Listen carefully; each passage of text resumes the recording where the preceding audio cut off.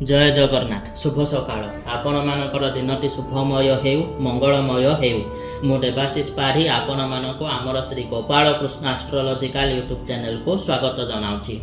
आज विशेष तथ्य उपस्थापन होछि अगस्त 2026 मीन राशि जन्मित व्यक्ति विशेष मानकर मासिक राशिफल। जे मानकर मीन राशि से मानकर लग्न रे शनि महाग्रह, लग्न ठारो तृतीय भाव में मंगल महाग्रह, चतुर्थ भाव में बुध महाग्रह, पंचम भाव में रवि एवं बृहस्पति महाग्रह, षष्ठ भाव में केतु चंद्र शुक्र महाग्रह, द्वादश भाव में राहु महाग्रह अवस्थापित होई रहिछन्ति।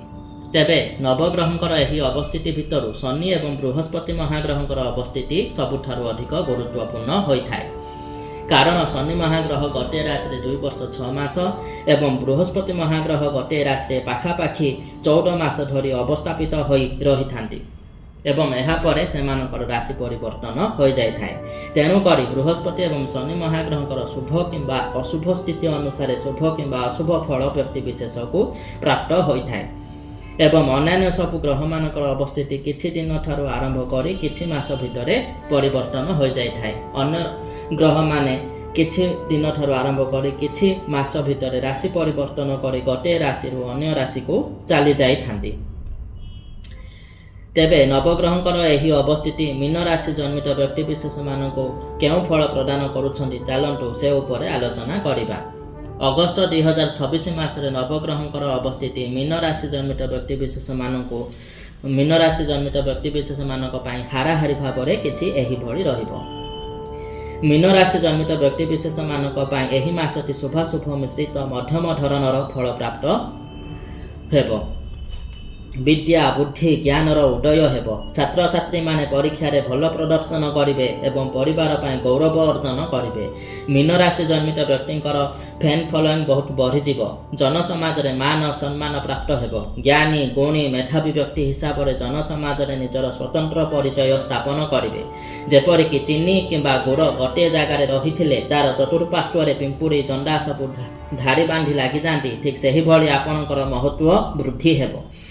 आपण जहा चाहिबे ताहा करि पारिबे।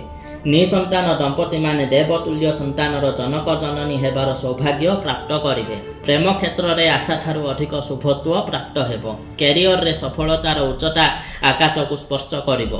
पिता तथा पितृतुल्य व्यक्तिंकर आशीर्वाद रे आपणकर जीवन पथ रे आपण आग को मारी चलिए। कौन सी धार्मिक अनुष्ठान रे सक्रिय भाव में अंशग्रहण करी विभु कृपा लाभ करिवे। विदेश भ्रमण रे मध्य जाई पारंती।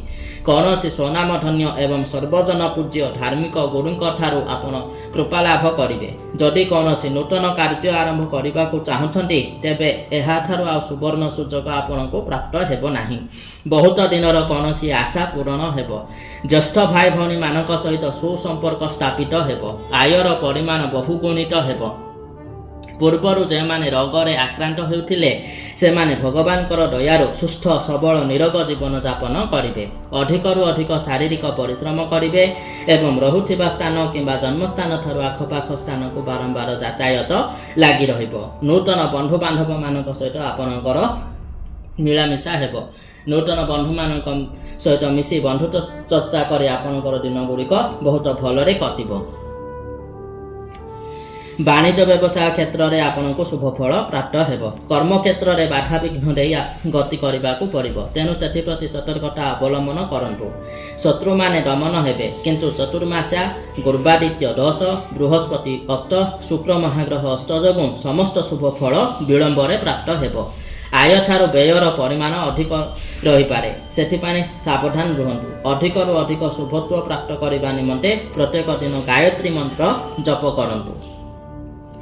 जदि आपण आम ठारू पर्सनल प्रेडिक्शन प्राप्त करने चाहते तेबे स्क्रीन रे दिया जाइथिबा नंबर जरिया रे आम सहित जोगाजोग करी आपणकर name date of birth time birth place एवं आपणकर मन रे केउ प्रश्न रहुअछि आपणकर जीवन में केउ समस्या रहुअछि ताहा लिखि आमको मेसेज करंतु। एहा द्वारा आपणकर date of birth time birth place को नहीं आपणकर चक्र कुंडली बाहर करी आपणकर केउ महादशा अंतरदशा प्रत्यांतर दशा चालू अछि एवं सेही दशा गुड़ाक जोगु आपणको केउ फल प्राप्त हेउअछि ताहा आमे आपणको जणाई देबु। जदि आपनको कौनसी अशुभ ग्रहंकर अशुभ फल प्राप्त होइछि तेबे केउं ग्रह प्रतिकार करिबा द्वारा आपनकर समस्त प्रकार ग्रह दोष खनन होई अत्यंत शुभ फल प्राप्त हेबो ताहा मध्ये आपनको जणाई दिया जिवो।